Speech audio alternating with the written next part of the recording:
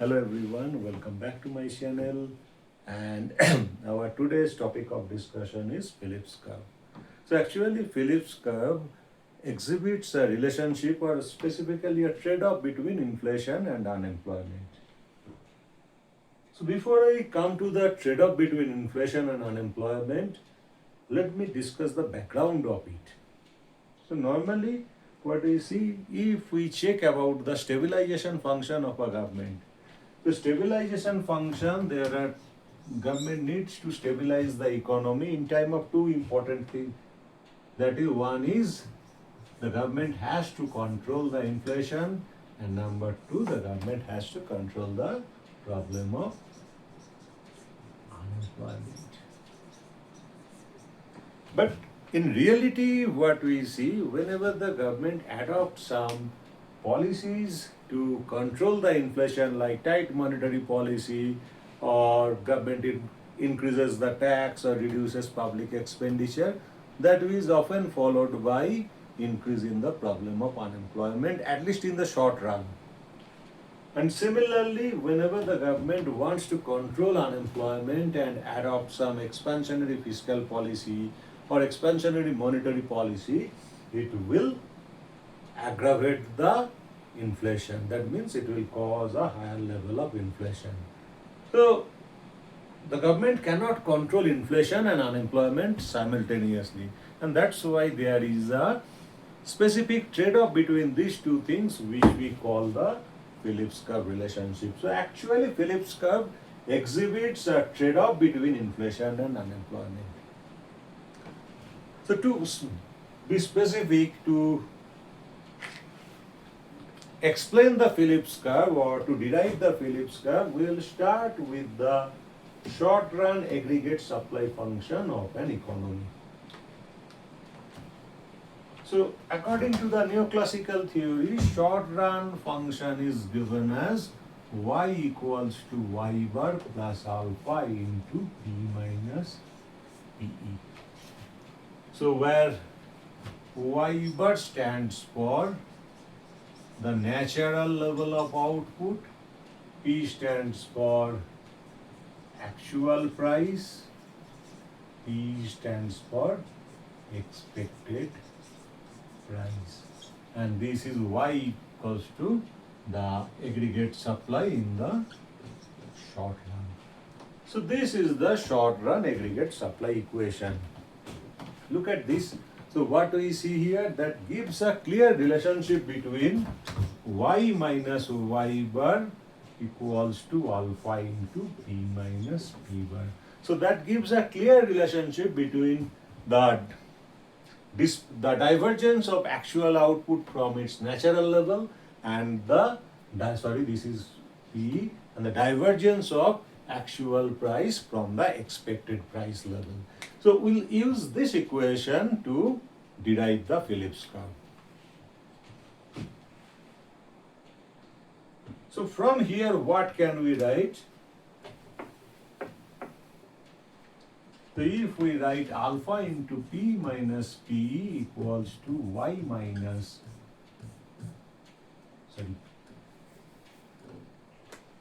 alpha into P minus P equals to y minus y bar.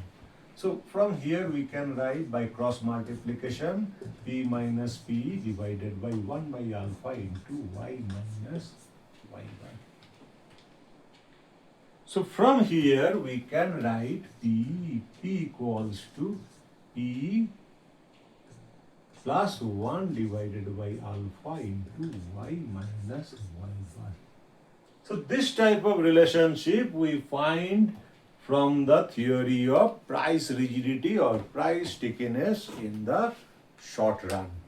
Because we remember that whenever we find the short run, the upward sloping short run aggregate supply curve of an economy, that is derived from this equation. One of the major reasons of this, that is the price rigidity in the short run. So here we'll use one more variable which we call the random variable. So P equals to P plus 1 divided by alpha y minus y bar. So plus This is our random variable. So this random variable is nothing but a supply, which indicates a supply shock. If there is a positive supply shock, then we will use the gamma will be negative, and if there is a negative supply shock like oil price hike, gamma will be positive. So for any technological progress which is a positive supply shock, the value of gamma will be negative. But whenever we are talking about the global oil price hike, this will be positive. Sorry, yes, this will be positive. So from here, and its property is that if we consider the gamma, its mean should be 0 and standard deviation should be positive.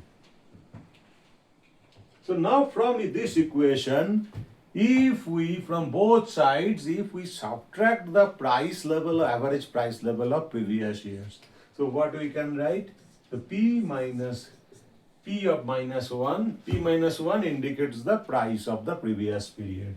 So this is P minus P minus 1 plus 1 by alpha into Y minus Y bar plus gamma.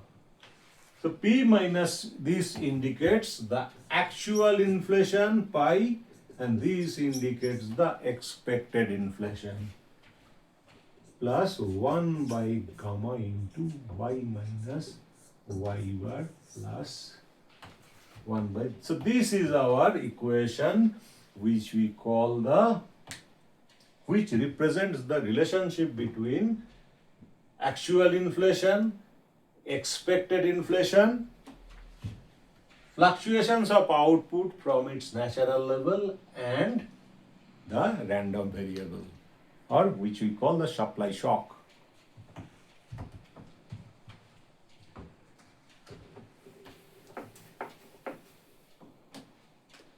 So now our equation, once more I write the equation, actual inflation equals to expected inflation plus 1 by alpha into Y minus Y bar plus supply shock. So now what we can say, once more we can pi minus, actual inflation minus, so the divergence of actual inflation from expected inflation is dependent upon the fluctuation of actual output from expected output and the supply shock. So our objective is to find the relationship between inflation and the unemployment. To be more precise, what we can do, we'll find out the cyclical unemployment here. So to do this, we will use here Okun's law. So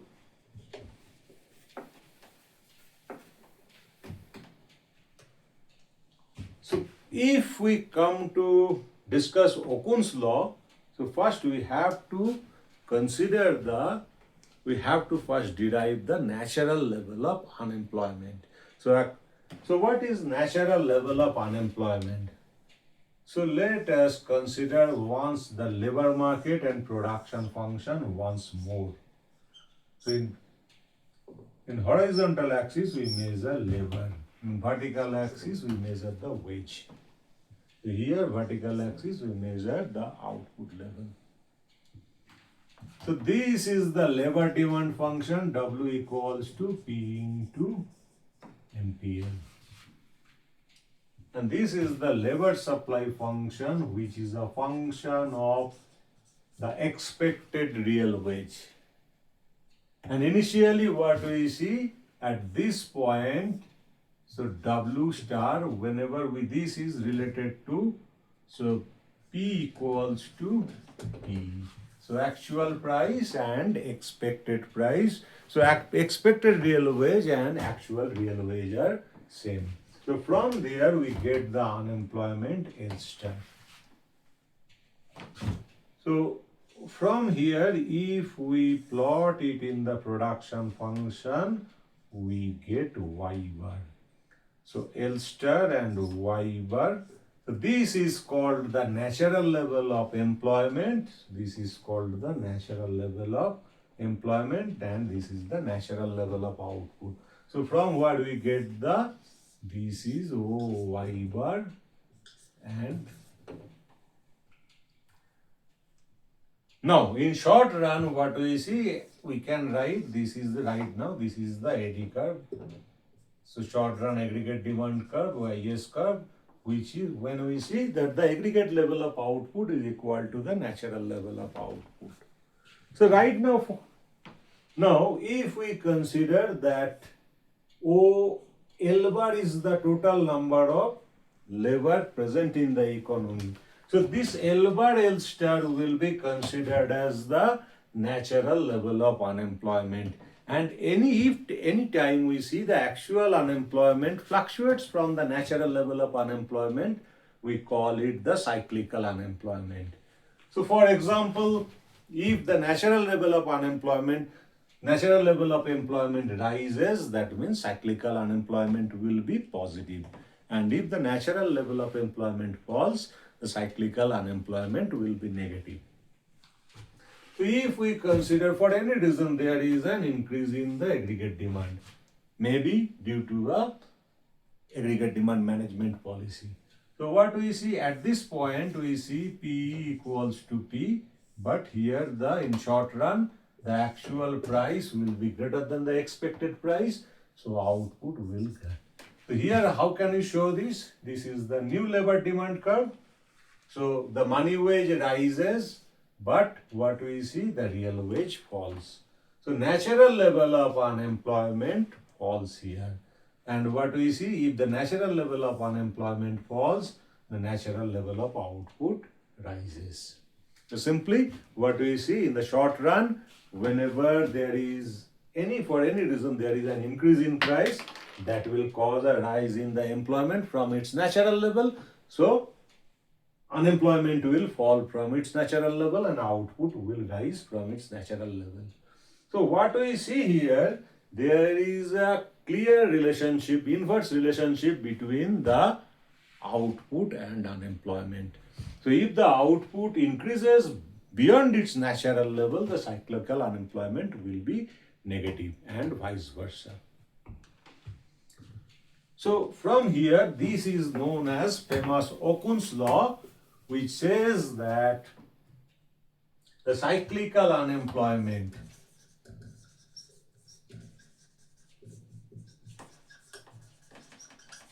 it is given as U minus UN. So cyclical unemployment is inversely related to the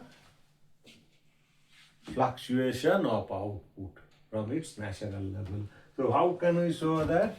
So we can write that minus beta into U minus UN is equals to 1 by alpha y minus y bar, where alpha and beta are the constants. So what do we find here? That if output rises beyond its natural level, the unemployment will fall below its natural level and vice versa. So using this in the Phillips curve equation, in the previous equation, we finally find the Phillips curve equation where we can write that pi minus pi equals to minus beta into U minus UN plus gamma. So what we see here, if pi is greater than pi, actual inflation is greater than the expected inflation, then U will be less than UN. So whenever the inflation rises above its natural level, above its expected level, the cyclical unemployment will be negative. So from here, we can draw the Phillips curve here.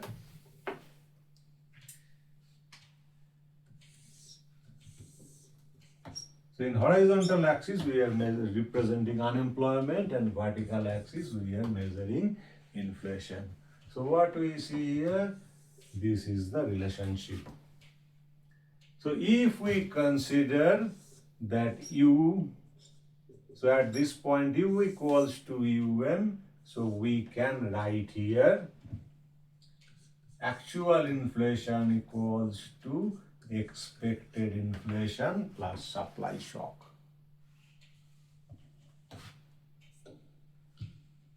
So if we see go upward, that means in this case pi greater than pi e plus n.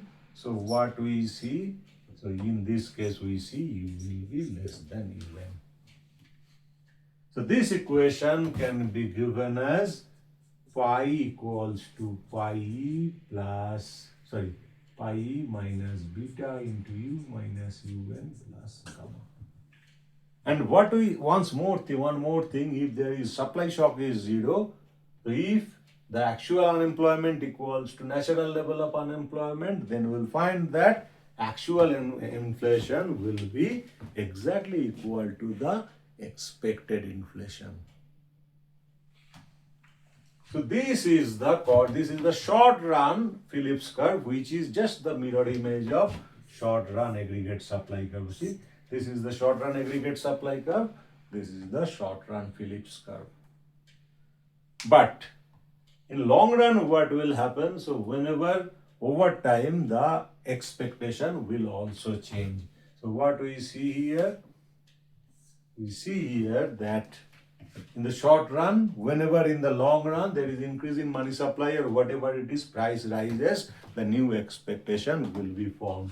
So we'll get here pi equals to pi e1 minus beta into u minus un plus gamma. So what we see here in the short run, in the long run over time, so what we see here, so if u equals to un, we'll get a new price, new expected inflation level.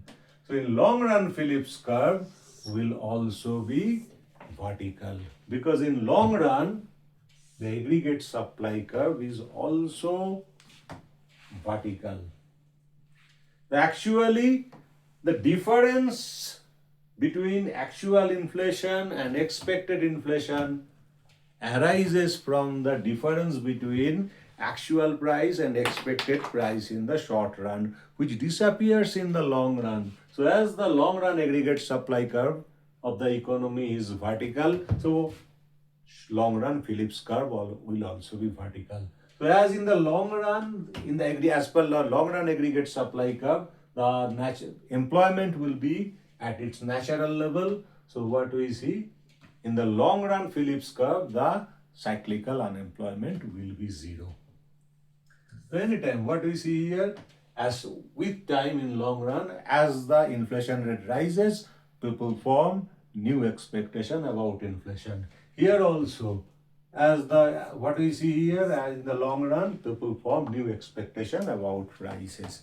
So this is the the short run Phillips curve represents an inverse relationship between the inflation and cyclical unemployment. But in long run Phillips curve will be vertical. So inflation will have no effect on unemployment, cyclical unemployment in the long run. So cyclical unemployment will in long run will be 0. So this was the explanation of Phillips curve. So we end here, and thank you for watching my video. See you soon.